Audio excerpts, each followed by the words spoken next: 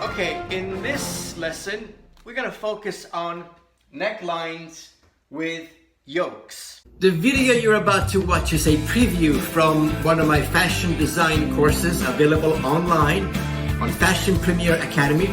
Roll it! Now in my pattern making part 2, there's a whole section on yokes. Yokes with stripes and so on. So check it out if you haven't seen it yet.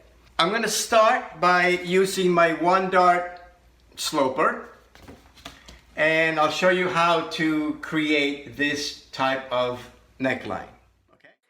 Okay, I'm going to start by tracing my 1-dart sloper onto a piece of dotted paper, and I'm going to use my French curve or my hip curve to create my style line for my yoke.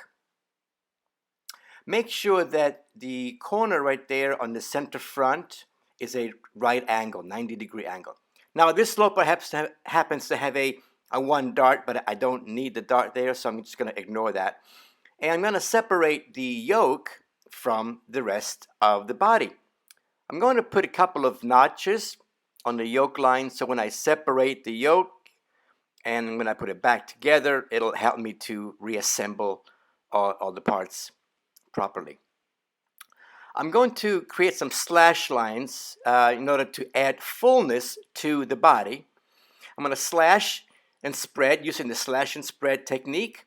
And before I separate these pieces and put some notches right there, again to help me put the pieces back together when it comes to adding the shirring and gathers to it.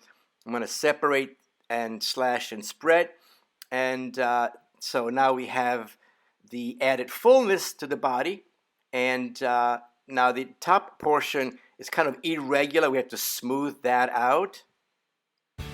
To be continued in the next class.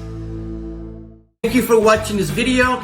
Check out all the videos available on Fashion Premier Academy, and don't forget to hit the subscribe button and the bell next to it so you'll be notified every time I post a new video, which is every week. I'll see you in class.